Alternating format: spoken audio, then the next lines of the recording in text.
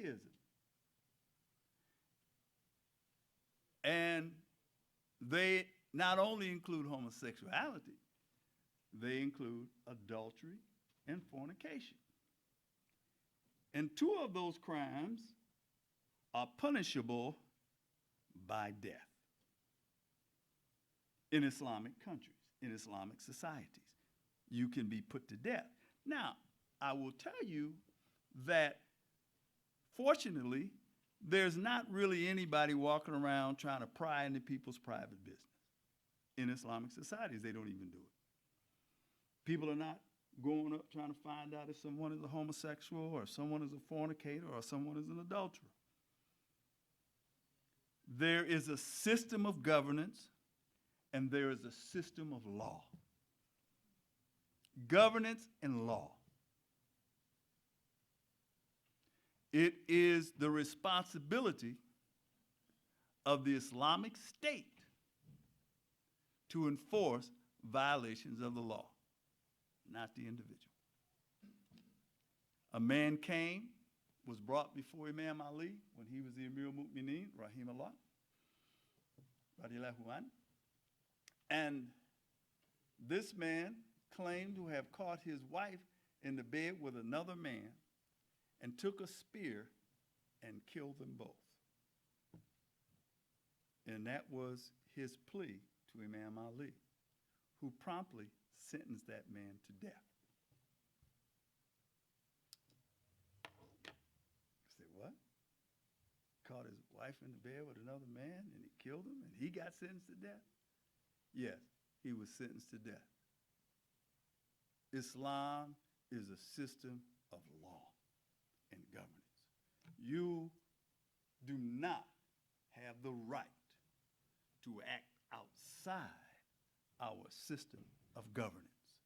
And if you do, and you are under our authority, we have the right to punish you. You murder your wife, an individual, a man chooses to murder his wife because she is with another man, or God forbid, another woman. Or a man is murdered by his wife because she sees him with another woman. That person under Islam is guilty of murder. And any maniac that goes into a nightclub and shoots the place up and kills up a whole bunch of people talking about he's Muslim is going to bust hell wide open because he has no authority to act. No authority. And I want to say this to any maniacs that may hear me. This is America. We're the Muslim authority in America. You know, ISIS, Daesh have no authority here. They have no authority here. They don't even have any authority over there. They don't. There are people who are murdering Muslims. They have murdered Muslims, tens of thousands of Muslims. They are murderers. And I'll tell you something else. The people in this country, the intelligence community in this country knows exactly who those people are. They are Saddam's troops who went into hiding. They have now put themselves around Baghdadi, waving the black flag. Waving the black flag. This is the same thing that Saddam did before they caught him and hung him. Saddam, Imam Khomeini described Saddam as the dog of the West. The dog of the West.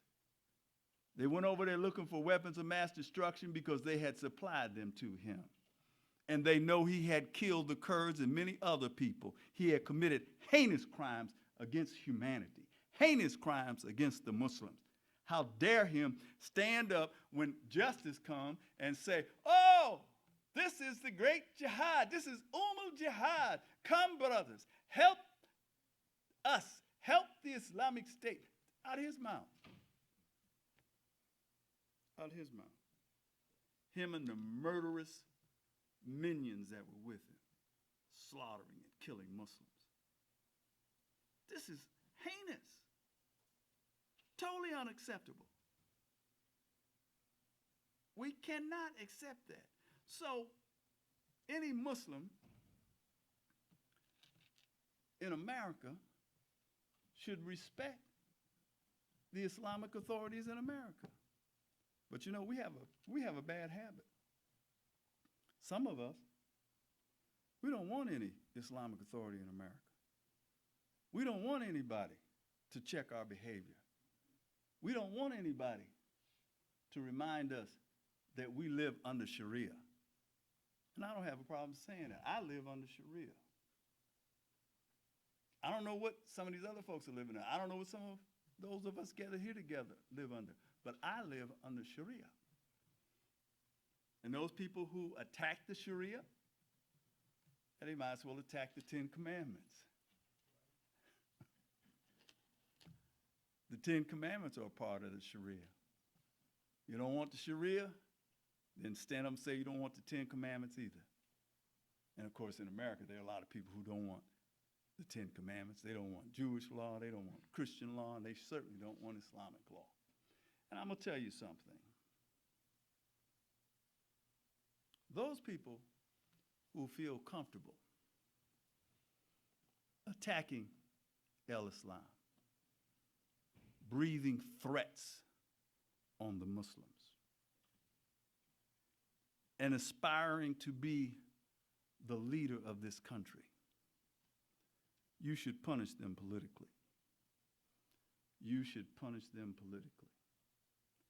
They should understand that the Muslims are a real power in America, and we ain't having it. Talk all that jack you want, but you'll never get to the White House. You do not belong in that position if you threaten our interests. And what are our interests?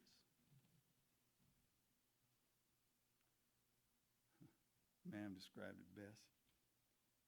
Shared freedom space. That's our interest. Shared freedom space.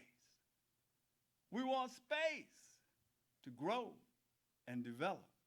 We want space for our wives, our children, our mothers, our fathers, our people to have the best of the Islamic life and to have the best of America. We must be moral people. We must be responsible people. And above all, we must respect the lives of other people. You have to respect their lives.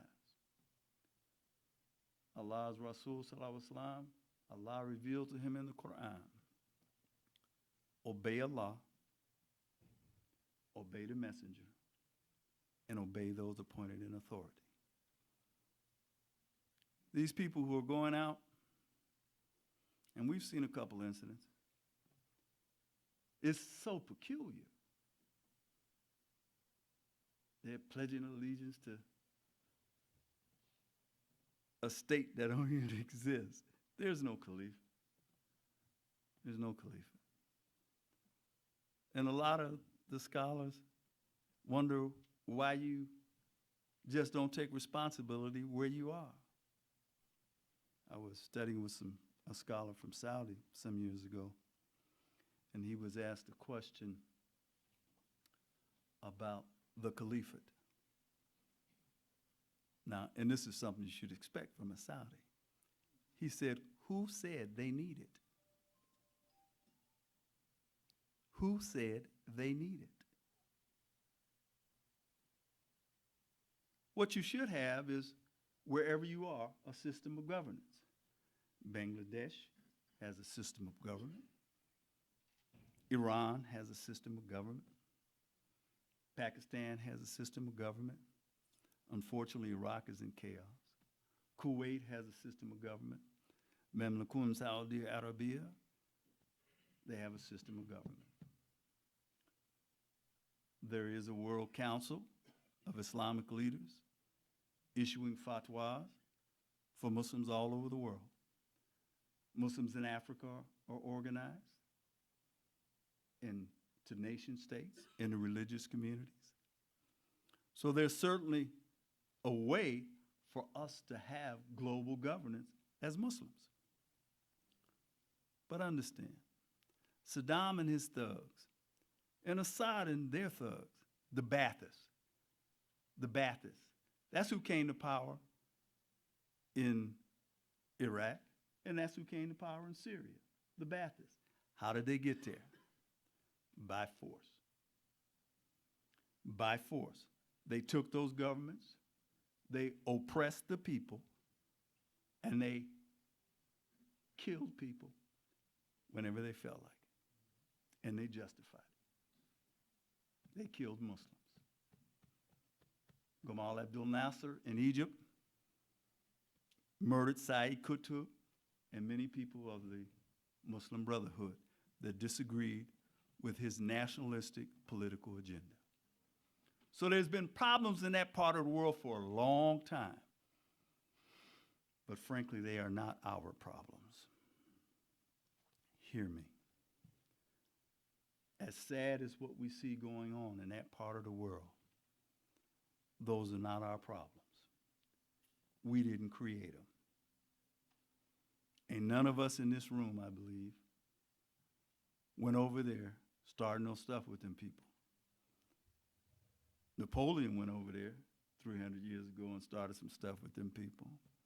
The British went over there 100 or so years ago. They tell you about it in the movie Lawrence of Arabia. Lawrence of Arabia is not entertainment, it's political education. They tell you how they set up the state of Saudi and all this kind of stuff. These people, you know, Sheikh Abdullah, the emir over there, Abdullah now, when him and Gaddafi had an argument, I hear these things. They had an argument, right? This is a historical fact. So Gaddafi was talking about how they had come to power, And Sheikh Abdullah asked him, he said, well, whose tanks did you ride in on? 300 years of manipulation by the Western powers. And now they're suffering blowback. That's what you call this. President Clinton dropped bombs on Iraq for 10 years. Low-yield nuclear bombs in an undeclared war. 10 years. Leslie Stahl asked Madeleine Albright, a mother and a grandmother, she said, you know, 500,000 children have died in Iraq and suffered birth defects, horrendous birth defects, in order to try to keep Iraq in check. Now, this is before Bush II, when they actually went in there and toppled the leader there. Clinton was dropping bombs on them. And say 500,000 children, about 50,000 a year, their deaths. Is it worth it? Madeleine Albright said, well, yes, we have things that have to be done there. We've got to accomplish something there. So yes, the loss of 500,000 children. And you ask why they hate you? The hell? How crazy is that? You go in a man's house, kick in his door, kill his wife, kill his children, and he get upset, and you ask him, well, what's wrong with you? Why are you getting upset? They went to Africa, kicked in the door, killed our wives and our children, our fathers, our brothers, chained us up, and drug us over here in the belly of a ship. And there's still really no place in America for us unless we start cutting it out. We have to cut out our own piece of turf in America as Muslims of African descent. We've got to have our own land, our own businesses, our own companies.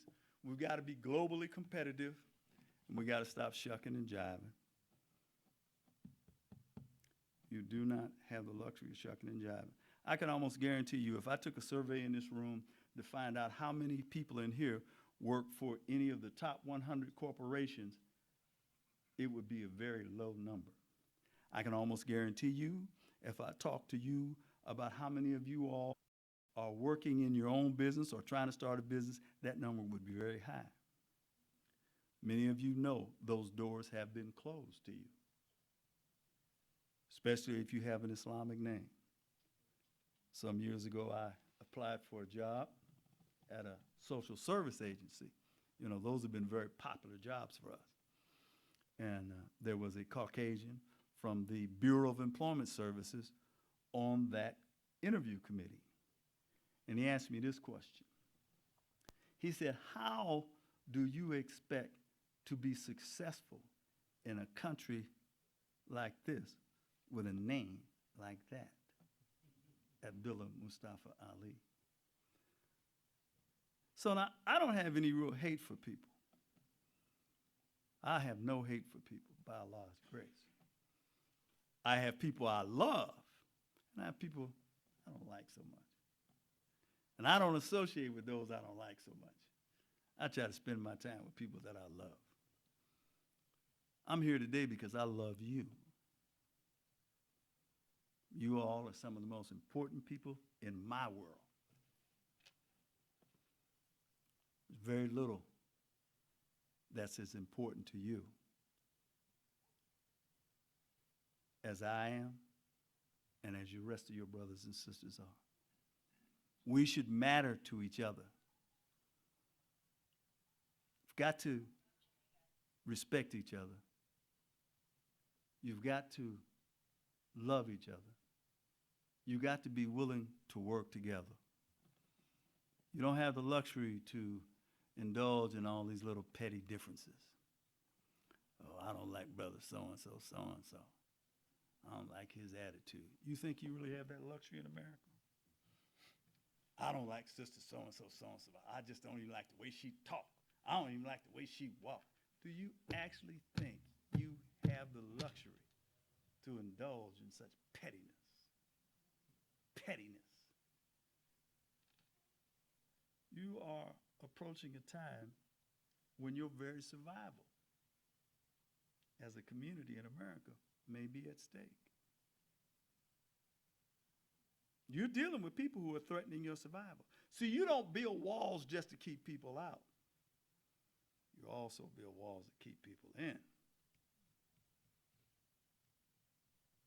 Reagan told Gorbachev, Mr. Gorbachev, tear down this wall. Now we got some fool talking about we're going to build a wall at the border. Crazy. Crazy people don't deserve our support. They don't. They really don't. We have an interest. My teacher, Imam Muhammad, and many of you are students of Imam Muhammad. He said to us in Detroit, Michigan, I know I was sitting in the audience, he said, we're going to push the limits of democracy. Push the limits of democracy. Now, you know, people got upset with the man because they said if anybody could have called for a jihad in America, it was Imam W.D. Muhammad. He did call for a jihad. See, jihad there's a difference between harb, warfare, and jihad. Jihad has three components, does it not? Dawah, jizya, and harb, for those of you who know. A lot of times, you know, we don't know. But it's our obligation to know.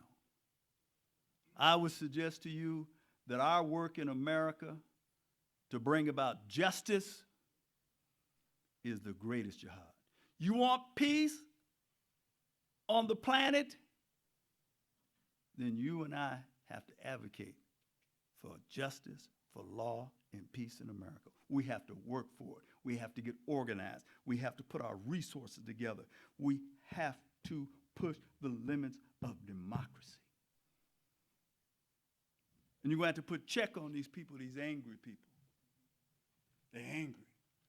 I understand they're angry. Some of us are angry. Angry about 300 years of having a lash on our back. Angry about the majority of our people being in poverty and disenfranchised. Some of which we can change. You know, we are people who've fallen into the trap of just having love for our appetites. Little reefer and some liquor and some sex on the weekend. Oh boy. And they think that's the life. That's not the life. That's the, man, I think he used the term dog and cat life. Dog and cat life. Do y'all Muslims want the dog and cat life? Is that what y'all want? Or do y'all want the life, the dignified life that Al-Islam provides? The civilization of Al-Islam is emerging in America. It's emerging. And you are a part of that catalyst. You are a part of that energy that's driving the rise of this faith. These people who are going out doing these horrendous evil things, committing these evil sins, they are not contributing to the growth and expansion of Al-Islam in America. You got these crazy legislators now in about 10, 15 states now or more are passing anti-Sharia laws. They don't want you to call the adhan. They don't want you to do dawah. All of that stuff needs to be resisted. We need to push the Constitution all the way and say, how dare you? How dare you? How dare you disrespect this great Constitution? How dare you disrespect the Muslims? How dare you? See, in America, when people do stuff to you, you take them to task politically. You make them pay politically and economically. There are a number of foundations, I think 7 or 8. There's a book out there on the web about Islamophobia. They have invested millions of dollars demonizing Al-Islam. Millions of dollars. Those people should be sanctioned. They should be held up. See, I have a lot of respect for the American Israeli Political Action Committee. Not because I like what they're doing in Israel. I really don't. But I tell you what, you insult them Jews. Insult them. Stand up and say something stupid about the Jews on radio or TV in America. They will politically jack you up. You will pay.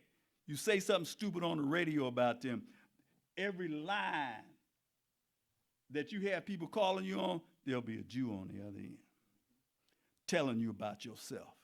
How dare you attack the state of Israel? How dare you attack the Jewish community? Don't you have enough courage to protect your interests? You just satisfied to come and be a bunch of Juma Negroes. I'm not here because I necessarily care whether you like what I have to say. I don't live in that world. And those of you who know me, you know I do not live in that world. I am here because the future is dependent on what you do in communities like this. I am here to challenge you individually and collectively to foster the work, the growth, and the development of our faith. The civilization of Al-Islam. Allah has raised you up. Pakistani sheikh told me, he said, I was with them studying, and he said, you people are chosen. That was the first time I really wasn't offended by somebody saying you people. He said, you people are chosen. Allah has chosen you. Listen, you are the chosen. Yes, you are. Allah has raised you up. Allah has raised you up. And Allah has raised you up for his purposes. His purposes. Allah has raised you up. La ilaha illallah Muhammadur Rasulullah. Divine purpose. See the connection in the Quran. See the connection in the Quran. This is not just words on a page. This is the kalam Allah. It's the speech of Allah talking to us.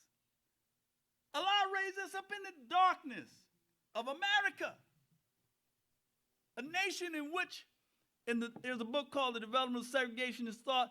The congressman stood up in the Congress and he said, in the mid 1800s, he said, "We have taken all steps possible to prevent light from entering the mind of the Negro.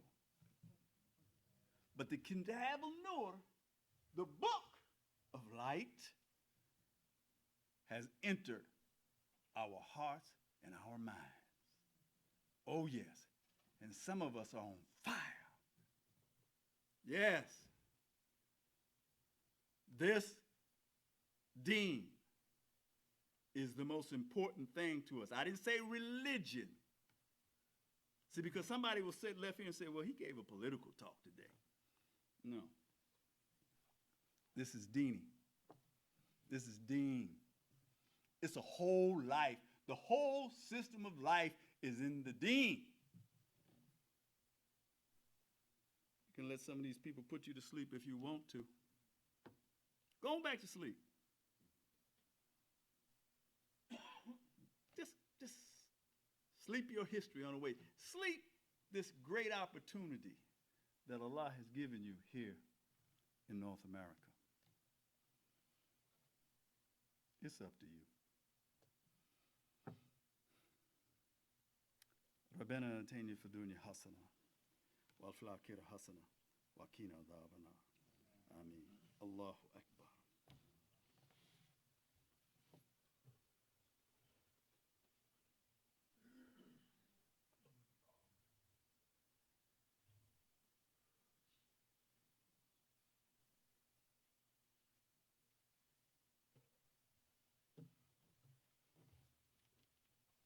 أشهد أن لا إله إلا الله وحده لا شريك له وأشهد أن محمدا عبده ورسوله صلى الله عليه وسلم. This paper is pretty long. I'm not going to cover all of it, but I did make some hard copies. And if you're willing to make a small donation, I'll be happy to give you a hard copy.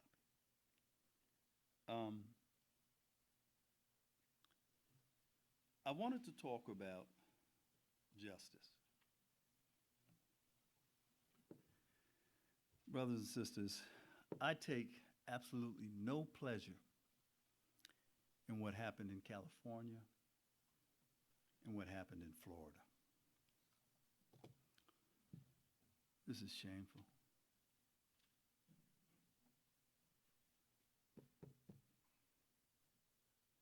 And I condemn any Muslim that took any pleasure in that.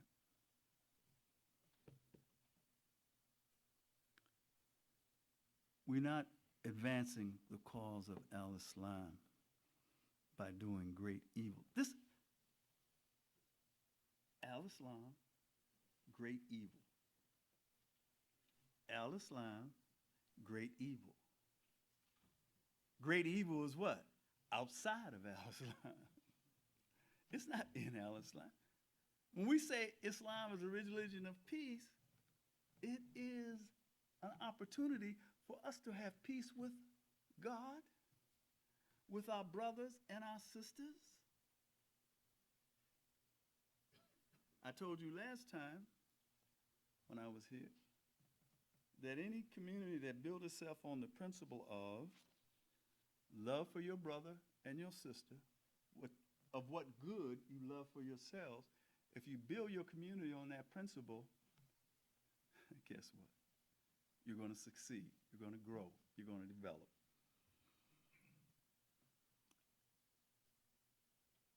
I suggest this.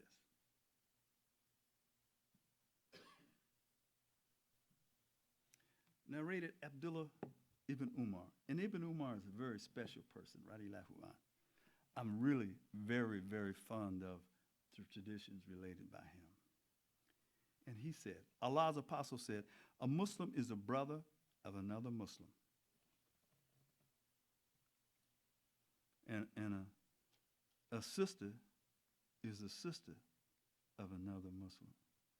See, a lot of these things are masculine in form, but sisters, they apply to you too. I'm sure the knowledgeable women amongst you, I'm not telling you something you don't already know.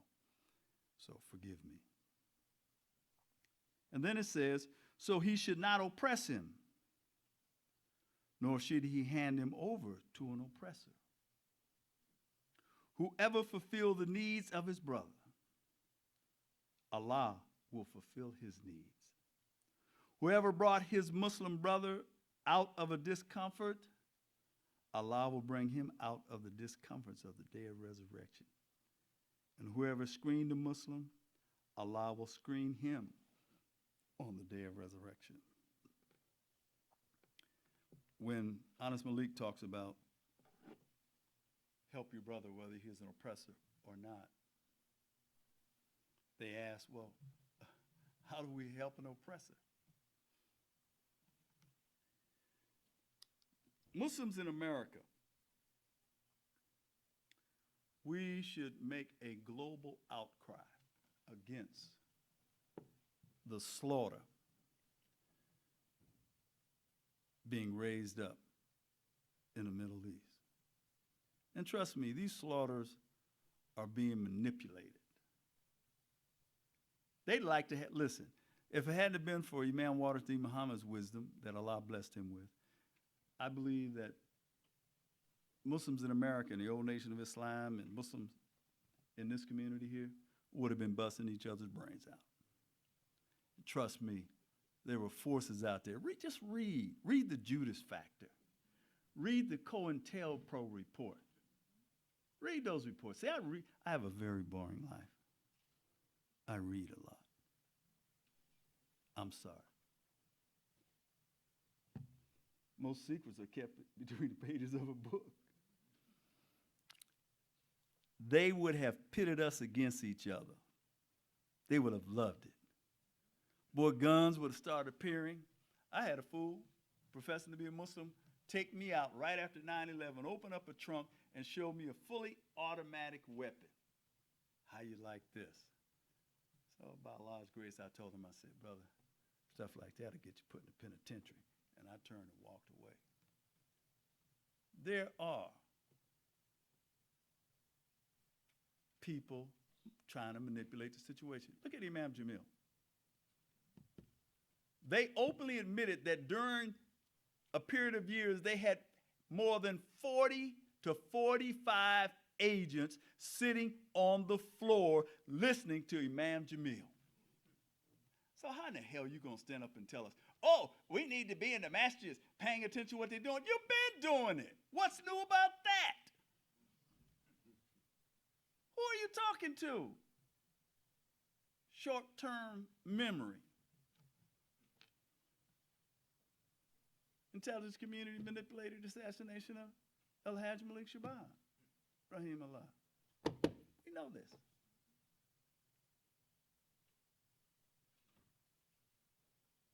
Muslims, you must come together. Do not let people come in and provoke you to do stupid stuff. And when you hear Muslims talking stupid, brother, takbir, we must have jihad, brother. Yes, brother, it's victory or death. Martyrdom. Say, brother, come here, calm down. Sit down, brother, relax. Get that brother a cold glass of water. Put a lot of ice in it. Cool him down. He's about to go off. And I'm telling you, if you don't check these knuckleheads, you got fools out there They just looking for an excuse. Now, this brings me to the other message I wanted to tell you all. Tighten up y'all security in these massages. Many of y'all know that I was the Emir Sutra for many years in Atlanta.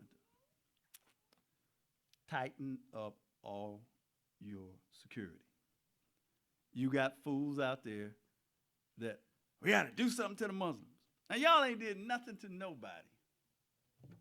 Y'all sitting here, all you want to do is pray. Some of y'all pray a whole lot. I know when I'm up in here, man, when I'm in Atlanta, boy, these massages, 5 prayers a day, on time, in time, as many sooners as they can make. They just praying. Alhamdulillah. Do you know I have never met a Muslim who wanted to commit any act of violence against America? And I used to be a nice-looking young man. And I go back that far. I'm old and gray and crusty now. But I've been here since 1969. I go back. Some of y'all do too. I have never, and think about it. How many of you have ever met a Muslim that wanted to do some act of violence against America? And I guarantee you, if I asked for a show of hands right now, it would almost be no one at all. The moment that you hear people talking crazy, check them. Tell them, brother, I'm sorry, this does not protect the long-term interests of Al-Islam. The long-term interest for the future of Al-Islam is here in America. They're in chaos over there. Our growth and development will bring about global peace, but it will change the balance of power. And those people who do not want to change the balance of power do not want to see you rise. Because, hey, they get money from building all them monstrous machines. I have never seen people so committed to building stuff to kill people. This is the strangest thing. Think about it. One of them nuclear bombs, the ones the atom bomb that they dropped on Japan.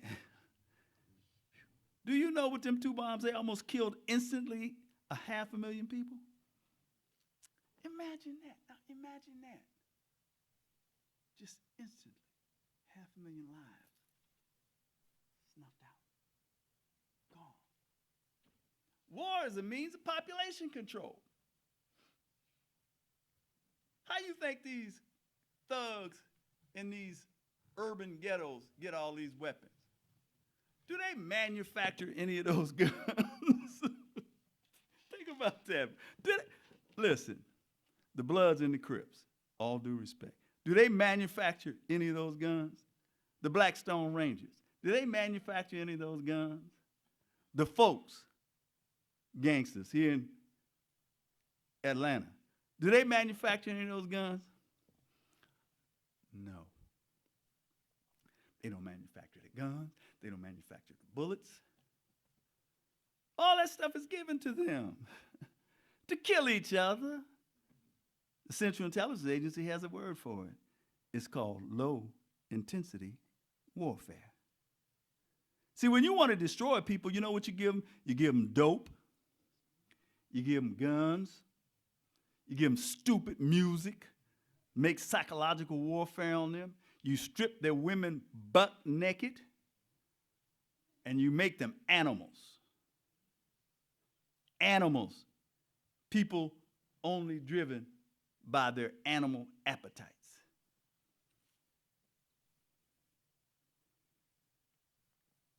Guess whose job it is to check these behaviors, to speak out against them?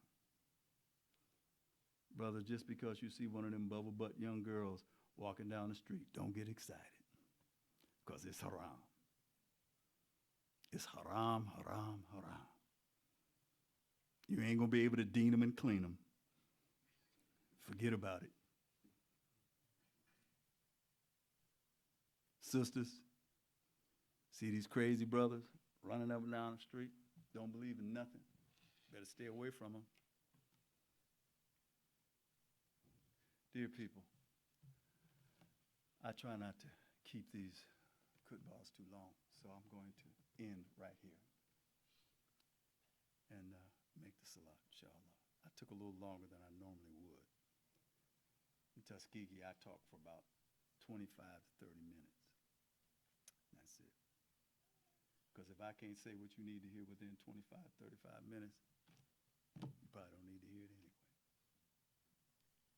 But know that we love you. You all are very dear people. I just love coming here, being with you all. I've watched some of y'all grow up now, and you have families of your own. And y'all some pretty cool brothers, man. I really got a lot of respect for you. Some of my own peers been around here for a while. Some of you sisters, y'all wonderful people. Wonderful people. This is El Mu'minun. This is the house of the believers. And I'm thankful to Allah for being here with you. Rabbana atayni fi dunya hasana wa fil akhirah hasana wa qina adhaban nar. Our Lord, give us the best in this world and the best in the hereafter, and spare us the torment of the fire. Aqim as-salah.